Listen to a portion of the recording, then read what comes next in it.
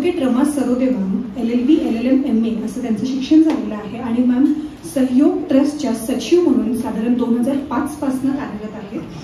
कामाच्या ठिकाणी होणाऱ्या महिलांचा लैंगिक हिंसाचार या संदर्भात मॅडमांचं त्यात एक्सपर्टीज असून 25 पेक्षा जास्त संस्थांमध्ये मॅम त्या संदर्भात एक्सपर्ट मेंबर म्हणून त्यांच्या बोर्डसोबत काम करत आहे. त्याचप्रमाणे या कायद्याअंतर्गत प्रत्येक जिल्ह्याच्या ठिकाणी असणाऱ्या स्थायी समितीच्या मॅडम सदस्य आहेत. कलेक्टर साहेबांच्या अध्यक्षतेखाली ही समिती काम करते. तिथे मॅडम त्या समितीचे अध्यक्ष सदस्य म्हणून काम बघत आहेत. यशदा, स्थापी किंवा सामाजिक न्याय विभाग, महिला व बाल विकास विभाग यांच्या माध्यमातून न्यायाधीशांचे आणि पोलिसांचे जे ट्रेनिंग्स होतात त्या ट्रेनिंग्समध्ये मॅडम या महिलांच्या आणि बालकांच्या कायद्यांविषयक एक्सपर्ट ट्रेनर म्हणून मॅमला वारंवार तिथे बोलवण्यात येतं. एक्सपर्ट ट्रेनर म्हणून मॅम न्यायाधीशांचं आणि पोलिसांचं कायद्यांसंदर्भात ट्रेनिंग घेत असतात. त्यांचा येरवाडा, कोल्हापूर इथल्या जेलमधल्या कैद्यांसाठी मॅडमने प्रशिक्षण कार्यक्रम आयोजित करून त्या कैद्यांना तिथनं बाहेर आल्यानंतर एक समाजात प्रतिष्ठित जीवन जगता येईल का यासाठी आपण काय करू शकतो का या संदर्भात मॅडमचं काम आहे. त्यांच्या या सर्व एकंदरीत कामासाठी मॅमला स्वयंसिद्ध सामाजिक पुरस्कार, रोटरी नवदुर्गा पुरस्कार यासारख्या अनेक नामांकित पुरस्काराने देखील गौरवण्यात आलेले आहेत. बिल मेलिंडा गेट्स फाउंडेशनच्या सहकार्यातून आवाहन प्रकल्पाच्या माध्यमातून मॅडमनी महाराष्ट्रातल्या 10 जिल्ह्यांमध्ये HIV प्रमाण कमी करण्यासाठी मोठ्या प्रमाणात काम उभं केलेलं आहे. प्रकल्पाच्या माध्यमातून ते तिथे कार्यरत आहेत आणि साधारणपणे 300 पेक्षा जास्त वृत्तपत्रे, नियतकालिके, ऑनलाईन पोर्टल्स या माध्यमातून मॅडम कायदेविषयक जाणीव जागृती सातत्याने करत असतात. महिला व बालकांच्या प्रश्नांची जाण आणि भान ठेवत त्यात कायदेशीररित्या हस्तक्षेप करून त्यांची न्यायाची लढाई मजबूत करण्यासाठी आपल्या या अविरत प्रवासाला आणि अथक परिश्रमाला आमच्या मनपूर्वक सदिच्छा आणि आपण आमच्यासाठी आमच्या सोबत इथे उपस्थित राहिलात त्यासाठी मनपूर्वक आभार. Most welcome. तरुणांची एवढी मोठी संख्या बघून मला खरंच खूप आनंद होतोय. आपल्यावर काय वेळ आली आहे म्हणजे एक विरोधाभास इथे जाणवतोय की आपण प्रेम आणि त्याचबरोबर हिंसेबद्दल बोलतोय. खरं तर जिथे प्रेम आहे तिथे हिंसा नसली पाहिजे, पण तरीही ती आहे. मग खरंच तिथे प्रेम आहे का हा प्रश्न आपल्या सगळ्यांना पडलेला आहे.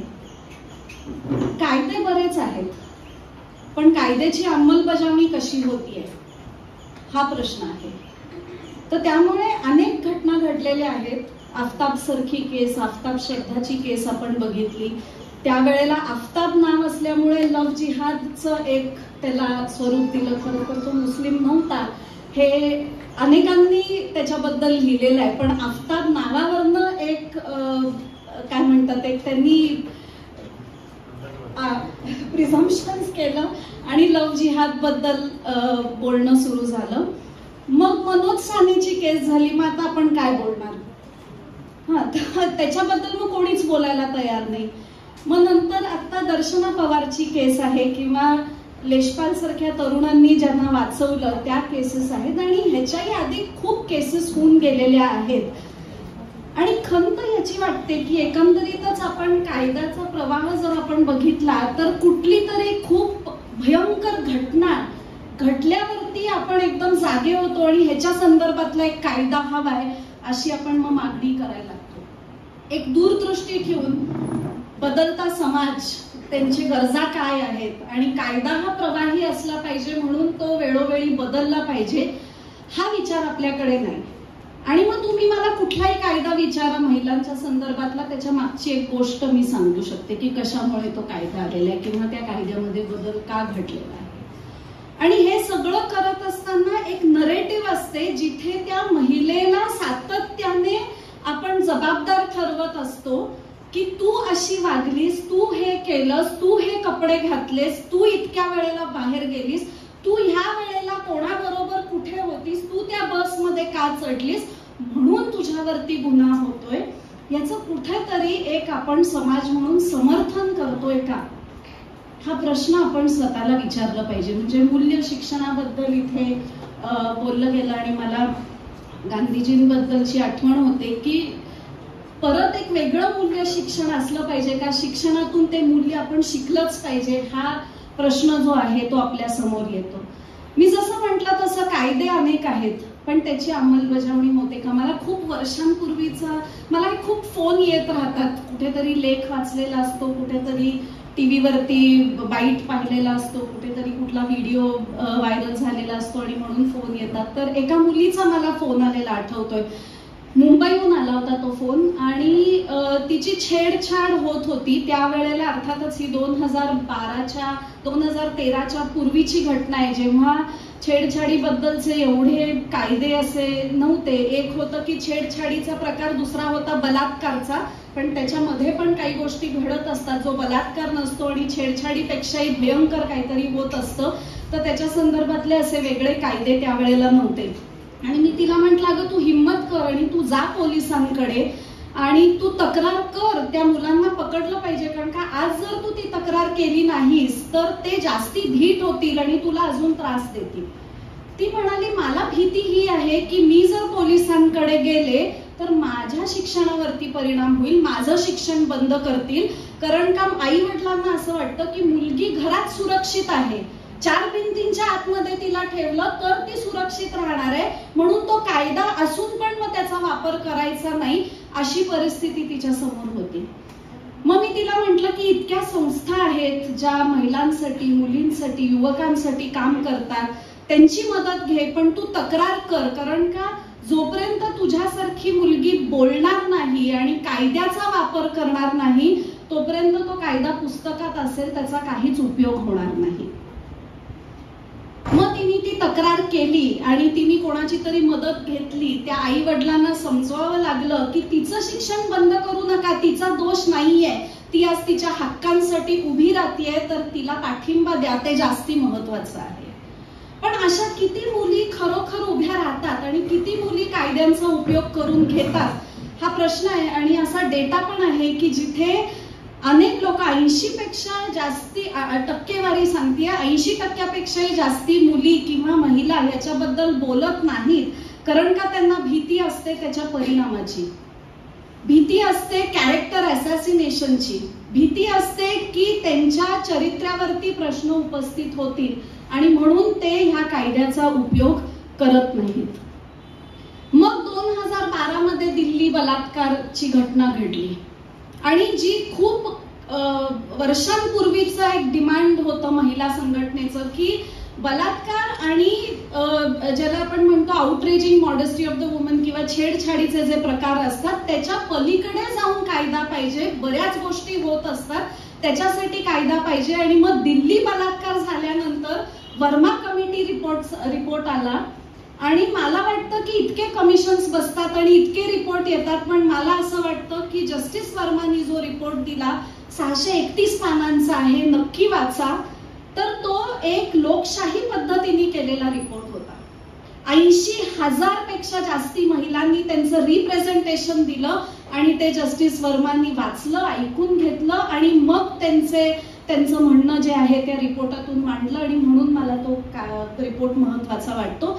अर्थात पॉलिटिकल विल महत्वाचं असतं कायदा करत असताना आणि ते इतकं मजबूत नव्हतं, त्यामुळे त्यातल्या काही गोष्टी घेतल्या आणि कायद्यामध्ये थोडासा बदल आला आणि त्यामध्ये 4 अजून कलमं जी आहेत ती जोडली गेली. आणि मला वाटतं ती इथे सांगणं महत्वाचं आहे, कारण का आपण जेव्हा प्रेम आणि हिंसेबद्दल बोलतो तर ह्या कलमाचा उपयोग तिथे होऊ शकतो. एक आहे 354 ज्याला सेक्शुअल हॅरॅसमेंट असं कलम तिथे जोडलं गेलं. म्हणजे कुठल्याही प्रकारचा नकोसा वाटणारा फिजिकल ऍडव्हान्स असेल, कॉन्टॅक्ट असेल, अश्लील चित्र दाखवणं असेल किंवा अश्लील काहीतरी बोलणं असेल, मेसेजेस पाठवणं असेल, व्हिडिओ पाठवणं असेल, हे सगळे प्रकार जे आहेत ते सेक्शुअल हॅरॅसमेंट मध्ये येतात आणि ते त्या व्यक्तीला, त्या स्त्रीला, त्या महिलेला ते नकोसे वाटणारे असतात. तिथे तिची संमती नसते, हे लक्षात घेतलं पाहिजे आणि म्हणून ते सेक्शुअल हॅरॅसमेंट आहे.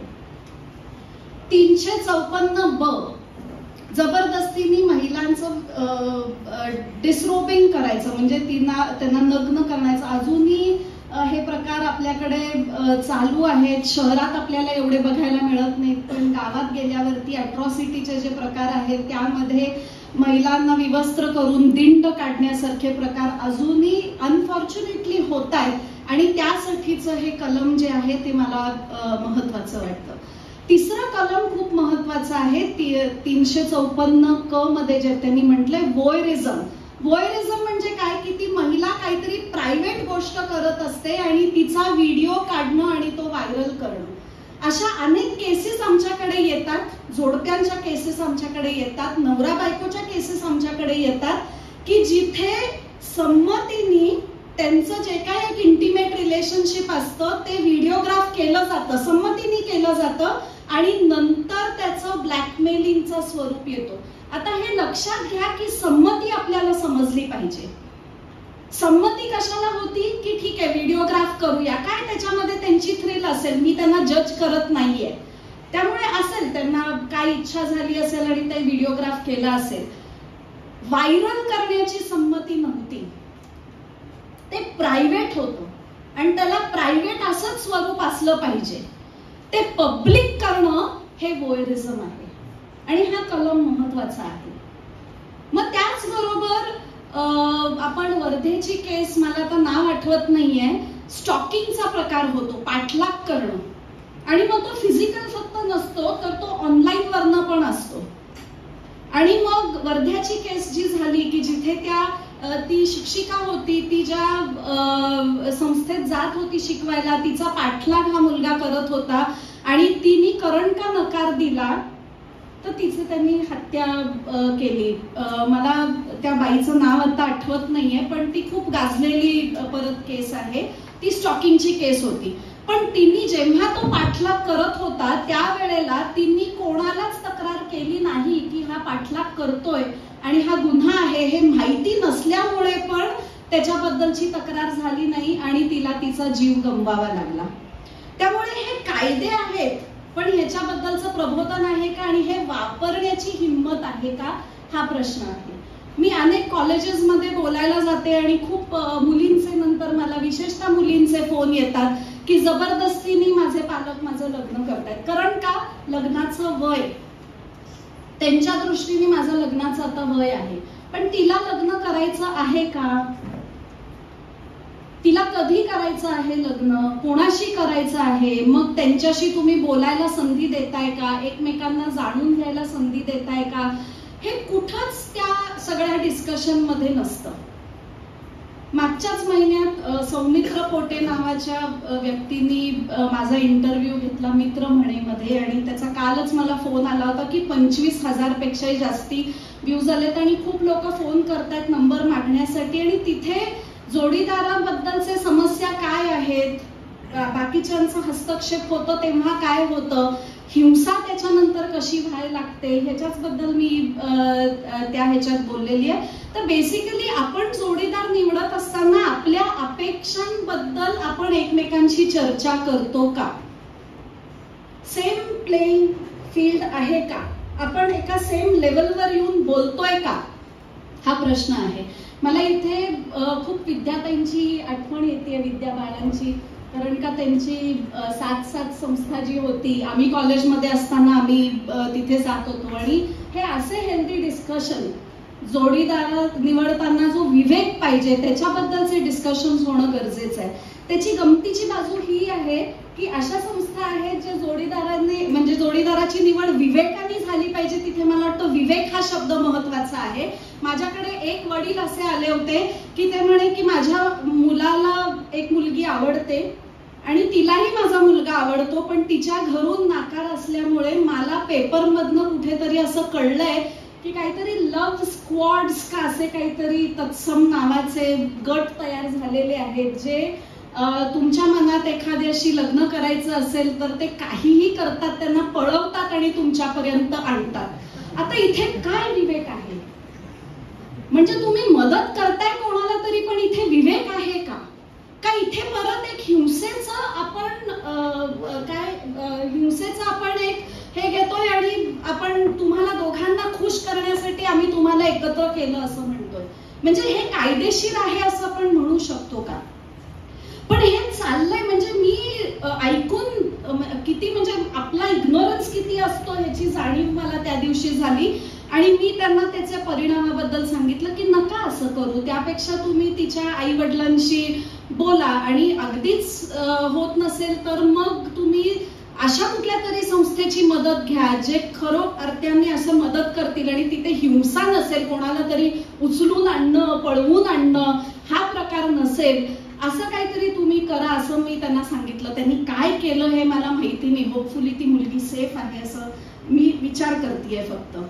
त्यामुळे आपण बोलण्यासाठी एक वेंटिंग स्पेस आहे का? मी जेव्हा तरुण लोकांशी बोलते आणि आता सध्या त्यांचे कंट्रोलचे जे प्रकार आहेत ते व्हॉट्सअप, इंस्टाग्राम हे झालेले आहेत की तुझ्या फ्रेंड लिस्ट मध्ये कोण आहे, कोण कोणाशी चॅट करतंय, आणि मग तू रिस्पॉन्ड करती आहेस का, तू का करती आहेस रिस्पॉन्ड, म्हणजे तो पॉझिटिव्हनेस जो आहे आता तो टेक्नॉलॉजीच्या माध्यमातून पण आलाय. आणि मी काल माझ्या मुलाशी बोलत होते, रिशांशी, की अरे तुमच्यामध्ये काय चालतं रे, कसले संवाद चालतात, तर त्यांनी काही गोष्टी ज्या सांगितल्या. म्हटलं पॉझिटिव्हनेस तुम्ही कसा व्यक्त करता तुमच्या जनरेशन मध्ये, तर ते म्हणाले की ट्रस्ट, तुमचा एकमेकांवरती विश्वास आहे हे जर सिद्ध करायचं असेल तर तुम्हाला एकमेकांचे पासवर्ड्स हे शेअर करावे लागतात. आणि म्हटलं नाही करायचे असतील तर मग असं गृहीत धरलं जातं की मग ट्रस्ट नाहीये. म्हटलं सगळ्यांचं असंच होतं, तर तो म्हणाला नाही सगळ्यांचं असं होत नाही, पण जे पॉझिटिव्ह असतात त्यांचं असं होतं. मग ते शेअर करतात, मग त्याच्यातून हिंसा होते की तू ह्याच्याशी का बोललीस, तू त्याच्याशी का बोललीस, तुझ्या फ्रेंड लिस्ट वरती हा का आहे आणि तो का आहे. शेवटी हे सगळं पॉवर इक्वेशन्स आणि कंट्रोल याच्यावरती येतं. म्हणजे अनेक वस्तींमधनं जेव्हा बालविवाहाबद्दल आम्ही बोलायला जायचो तर त्या महिलांशी बोलत असताना की का तुम्ही मुलीचं लग्न इतक्या लवकर करून दिलं, म्हणजे ती नाहीये ना तयार, शारीरिक दृष्ट्या पण ती तयार नाहीये, आई होण्यासाठी पण ती तयार नाहीये, शिक्षण तिचं थांबलेलं आहे, तिचं शिक्षण झालं तर ती पायावरती उभी राहील, आता कायदा आहे त्याच्याबद्दलचा की तिला शिक्षण मिळालं पाहिजे. तर त्यांचं म्हणणं असं असायचं की म्हणजे त्यांच्या दृष्टीने ते प्रॅक्टिकल सोल्युशन होतं. आणि त्या म्हणायच्या काय आम्ही दिवसभर कामाला जातो, मग मुलगी घरी असते, शाळेला जरी पाठवलं तरी एका विशिष्ट वेळेनंतर ती घरी असते, मग घरी कोणी नसतं, मग तिच्यावरती काही झालं तर, कोणी बलात्कार केला तर, मग आता तिचं लग्न झालंय ना, मग आता बाकी सगळे पुरुष तिच्यापासून लांब राहतील कारण का ती कोणाची तरी बायको आहे, शी बिलॉंग्स. ही जी मानसिकता आहे की ती आता कोणाची तरी बायको आहे म्हणजे ती बाकीच्यांसाठी ऑफ लिमिट आहे, हीच मुळात चुकीची आहे. हे मिथ आहे.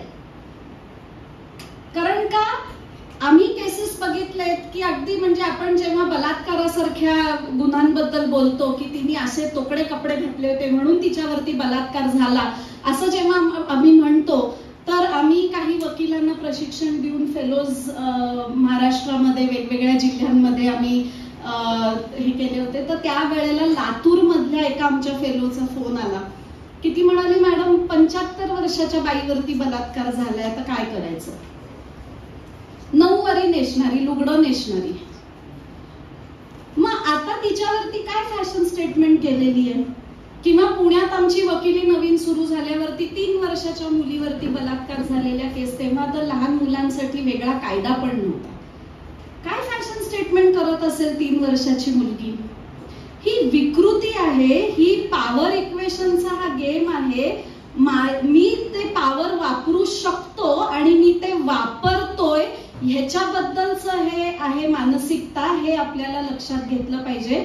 आणि म्हणून जे आता सरांनी पण त्यांच्या भाषणामध्ये मांडणी केली की आपण इतके अधीन झालोय की आपल्या समोर एखादी हिंसा जेव्हा होत असते तेव्हा त्या व्यक्तीला वाचवण्यापेक्षा आपण त्याचा व्हिडिओग्राफ करत बसतो, ही खंत आहे. आणि म्हणून मग लेशपाल सारखी लोक जे आहेत ते आयडियल होतात आपल्यासाठी की त्यांनी त्याची जीवाची पर्वा न करता एक भूमिका घेतली आणि ती भूमिका घेणं मला वाटतं महत्वाचं आहे. आणि हे जर आपण प्रत्येकाने केलं तर मग कायदे मजबूत होतील, कारण का ते कायदे नाही तर फक्त पुस्तकातच असतील. आता लिव्ह इन रिलेशनशिप सारख्या श्रद्धाची केस असेल किंवा सरस्वती वैद्यची केस असेल जी मुंबईत घडली आणि त्याला इन्स्पिरेशन आफ्ताबच्या केसमधनं मिळालं, काय प्रकारची विकृती आहे ही. डोमेस्टिक व्हायलन्स हा कायदा 2005 मध्ये आला आणि त्यामध्ये डोमेस्टिक रिलेशनशिप डिफाईन करत असताना फक्त लग्नानी झालेले संबंध हे डोमेस्टिक रिलेशन नाहीये, तर रक्ताचे संबंध, दत्तक घेतलेत म्हणून संबंध आणि लग्नासारखे म्हणजे लिव्ह इन रिलेशन पण डोमेस्टिक रिलेशन्स आहेत, हे त्या कायद्यांनी आपल्या समोर आणलं. आणि मला वाटतं हे जे एक व्यापक डेफिनेशन डोमेस्टिक व्हायलन्सच्या कायद्याने दिलंय हे महत्वाचं आहे. मग का बरं सरस्वती किंवा श्रद्धाला वाटलं नाही की जो व्हायलन्स त्यांच्या नात्यामध्ये आहे त्याच्याबद्दल बोलावं, कायदे आहेत तर कायद्याचा वापर करावा आणि त्या नात्यातून बाहेर पडावं, हे का वाटलं नाही? मग त्यांना जागा नव्हती का बोलण्यासाठी? वेंटिंग आउट स्पेस नव्हती का? आजकालची काही मुलं मला माहिती आहेत, परत मला सोर्स ऑफ इन्फॉर्मेशन माझा मुलगा आहे की ते जातात थेरपिस्टकडे, काउन्सिलर्सकडे जातात आणि बोलतात, कारण का त्यांना ते सेफ वाटतं. म्हणजे त्यांना असं वाटतं की पालक जज करू शकतील पण ते करणार नाहीत, ते प्रोफेशनली आपल्याकडे बघतायत, ते करणार नाहीत. मला वाटतं ह्या अशा जागा जरी निर्माण झाल्या तरी हरकत नाहीये, पण त्याचबरोबर पालकांनी पण ती स्पेस तयार करणं की मुलांबरोबर संवाद करता आला पाहिजे विदाउट जजिंग देम, हे महत्वाचं आहे. नाहीतर मग त्याला काहीतरी एक चुकीची दिशा मिळते आणि हिंसा जी आहे ती वाढत जाते. कन्सेंट समजली पाहिजे. आपण जेव्हा म्हणतो की आपल्याला अभिव्यक्ती स्वातंत्र्य आहे, किंवा बरेचदा माझ्याकडे केसेस येतात ते म्हणतात की असं कसं आता तो, म्हणजे महिलांच्या पण येतात, असं कसं तो आता मला सोडून जाऊ शकतो? प्रेम आहे ना आमचं, मग एकत्र राहत असतील तर लग्न केलंच पाहिजे. अरे पण एखाद्याला त्या नात्यात राहायचं नसेल तर आपण जबरदस्तीने ठेवणार आहोत का? ते नातं खरंच सक्सेसफुल असणार आहे का? ती मोकळीक देणं पण गरजेचं आहे. जेव्हा ते म्हणतात आणि लग्न झाल्यानंतर पण एखादं जोडपं म्हणू शकतो की आता मला वाटत नाहीये कॉम्पॅटिबिलिटी, आपल्यामध्ये भांडण नाहीये पण मला एकत्र राहण्यासारखी कॉम्पॅटिबिलिटी वाटत नाहीये, आपण वेगळं होऊया, हा म्हणण्याचा अधिकार दोघांनाही आहे. मग तो लग्नाच्या आधी आहे, तो लग्नाच्या नंतर आहे, तो एंगेजमेंट झाल्यावरती आहे, तो लिव्ह इन मध्ये आहे, तो गर्लफ्रेंड बॉयफ्रेंड असताना आहे. आपल्याला मोठ्या मनाने त्यांचा नकार स्वीकारता आला पाहिजे. त्यामुळे अभिव्यक्ती स्वातंत्र्याचा एक मूलभूत हक्क आपल्याला मिळत असताना तो ऍब्सोल्यूट नाहीये हे लक्षात घेतलं पाहिजे. त्याची काही बंधनं आहेत आणि एखाद्याने नाही म्हणणं हा त्याचा हक्क आहे आणि तो आपण स्वीकारला पाहिजे. ठीक आहे, आपल्याला थोडा काळ वाईट वाटेल, आपल्याला कदाचित एखाद्या प्रोफेशनलची मदत घ्यावी लागेल, आपल्याला कदाचित बोलावं लागेल कोणाशी तरी, काही काळ जाईल, आपण मग त्यातून बाहेर पडू शकतो. पण ज्या व्यक्तीला आपल्या बरोबर जोडीदार म्हणून राहायचं नाहीये त्यांना जबरदस्तीने जोडीदार करणं आणि नाही तर मी तुला मारीन अशी धमकी देऊन ऍक्च्युअली मारणं हे कितपत योग्य आहे? त्यांनी काय मिळतं, म्हणजे काय आउटकम काय आहे त्यांनी? पण हा विवेकी विचार नाहीये. कारण का याचं दुसरं कारण हे पण आहे की आजकाल माध्यम जे आहे ते खुलपणे उपलब्ध आहे सगळ्यांना. OTT वरती काहीच निर्बंध नाहीये. मी काही सेन्सरच्या बाजूची नाहीये की कोणी काय बघावं ह्याच्याबद्दल एक सेन्सर आला पाहिजे आणि मग प्रत्येकाने ठरवावं की काय बघावं, ह्याच्या विचारांची मी नाहीये. मला वाटतं की आपली जबाबदारी आपल्या मुलांबद्दल नक्की ही आहे की कसं बघायचं. ते खरं नाहीये, ते खोटं आहे, ते काल्पनिक आहे, ती गोष्ट आहे, ती तिथेच सोडली पाहिजे हे त्यांना शिकवणं जास्ती गरजेचं आहे. म्हणजे जसं आफताबनी अमेरिकन एका सिरीजचा प्रेरणा घेऊन त्यांनी श्रद्धाचा खून केला, तर हा जो इम्पॅक्ट आहे मीडियाचा हे ह्याच्यामुळे झालाय की आपण मीडियाला कशा पद्धतीने बघतोय आणि कसं स्वीकारतोय, किती घ्यायचं, त्यातलं काय घ्यायचं ह्याच्याबद्दलही कुठे संवाद होत नसल्यामुळे हे हिंसेचे प्रकार होत आहेत, हे लक्षात घेतलं पाहिजे. कन्सेंट एक आहे, शाहरुख खान म्हणतो तेरे हा में ना में हा, सगळं घोळच आहे, कन्फ्युजन आहे. आणि एक आहे पिंक मधला अमिताभचा डायलॉग, नो मीन्स नो. कुठला भावतो आपल्याला? नो मीन्स नो ला जास्ती अर्थ आहे असं मला वाटतं. तो जेव्हा म्हणतो की इट्स अ कम्प्लीट वर्ड, त्याला एक अर्थ आहे पूर्ण, मला वाटतं ते फॉलो करणं जास्ती महत्वाचं आहे. जेव्हा एका नात्यात दोघं जण असतात त्यांनी हे समजून घेतलं पाहिजे की प्रत्येक गोष्टीसाठी संमती नाहीये. नात्यात आहे म्हणजे आपण काही पण करू आणि एकदा नात्यात असलं की तुमची संमती आहेच असं गृहीत धरणं हे चुकीचं आहे. मला वाटतं सभ्यपणा ह्याच्यात आहे की प्रत्येक कृतीसाठी प्रत्येक गोष्टीसाठी संमती घेतली पाहिजे, ती क्लॅरिटी असली पाहिजे, म्हणजे आपण आपले एक्सपेक्टेशन सेट करतो. ते एक्सपेक्टेशन सेट करणं महत्वाचं आहे. त्याच वेळेला आपण खऱ्या अर्थाने प्रेम करतो कारण का आपण दुसऱ्याच्या त्या व्यक्तीचा आदर करतोय आणि ते महत्वाचं आहे. रिस्पेक्ट आणि ती पर्सनल स्पेस, त्या बाउंड्रीज डिफाईन करणं हे महत्वाचं आहे. आपण त्या करतोय का? आपण म्हणजे लहान मुलं असतील, युवक असतील किंवा आपण पण असू, आपण त्या बाउंड्रीज डिफाईन करतोय का स्पष्टपणे, हे महत्वाचं आहे. एका ठिकाणी मी वाचलं की 40% हिंसा पुरुष महिलांवरती करतात कारण का त्यांना नकार पचवता येत नाही, त्यांना त्यांचं पॉवर दाखवायचं असतं. ते पॉवर इक्वेशन मध्ये जो इम्बॅलन्स असतो त्याच्यामुळे 40% हिंसा हे पुरुष स्त्रियांवरती करत असतात आणि 6% महिला पुरुषांना मारतात किंवा मर्डर करतात. पण त्याचं कारण आहे त्या हिंसेला कंटाळून डेस्परेशन आणि फ्रस्ट्रेशनमुळे शेवटी मला हे सहन होत नाहीये, माझ्या सहनशीलतेच्या पलीकडे आहे म्हणून मी आत्ता मारून टाकते. अशा 6% केसेस आहेत. दोन्हीकडे हिंसा आहे, फक्त त्याची कारणं वेगळी आहेत. कोणी तुम्ही जर प्रवोक्ड नावाचा सिनेमा बघितला असेल तर ते कळेल तुम्हाला की युकेनी पूर्ण डेफिनेशनच प्रवोकचं काय आहे ते त्या केसमुळे बदललं. किरणजीत अहलुवालियाची खरी केस आहे आणि त्याच्यावरती केलेला सिनेमा आहे, जरूर बघा बघितला नसेल. किंवा मग मातृभूमी सारखा जर सिनेमा आहे की जिथे, आणि मी तो नक्की माझ्याकडे येणाऱ्या इंटर्न्सना दाखवते, की जिथे एक अख्खं गाव आहे, एक पण स्त्री नाहीये, पुरुष स्त्रियांचे कपडे घालून नाचतायत आणि त्याच्यातून सेक्शुअल भावना कशा जाग्या होतात आणि तिथे एका मुलीला विकत घेतलं जातं आणि एका भावाशी लग्न करणार आहे असं सांगितलं जातं आणि मग वडील आणि इतर भाऊ वार लावतात तिच्या बरोबर संबंध ठेवण्यासाठी आणि मग नंतर एक जातीचं राजकारण आणि मग तिला कसं मारतात आणि तिच्या बरोबर काय हिंसा करतात असंही दाखवणारा एक सिनेमा आहे. अंगावरती काटा येतो, झोप लागत नाही असा सिनेमा आहे, पण ही पण खरी घटनेवरती आधारित हा सिनेमा आहे. म्हणजे हे सगळे समाजातले प्रवाह आहेत जे आपल्याला माध्यमातून दिसतात आणि आपल्याला हेही दिसतं की माध्यमात काय चालू आहे त्याचा कुठेतरी इम्पॅक्ट आपण आपलं आयुष्य कसं जगतोय आणि आपण आपले निर्णय कसे घेतोय याच्यावरती होताना आपल्याला दिसत आहेत. नवीन नवीन ट्रेंड बदलत चाललेले आहेत हे लक्षात घ्या. इंस्टाग्राम सारख्या ह्याच्यावरती प्लॅटफॉर्मवरती असे मेसेजेस येतात. असे खूप छान दिसणारे पुरुष असतात, ते आयदर पायलट असतात किंवा शिपिंग मध्ये असतात किंवा ते डॉक्टर असतात आणि त्यांचे तसे फोटो असतात.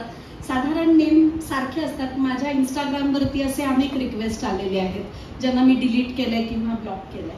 साधारण सारखे नावं असतात त्यांची, बदलत बदलत ते तेच फोटो टाकत असतात आणि ते असे खूप आपल्याला असे आकर्षकच वाटणारे असतात आणि मग ते फ्रेंड रिक्वेस्ट पाठवतात आणि आपण मग ती स्वीकारल्यावरती मग चॅटिंग सुरू होतं.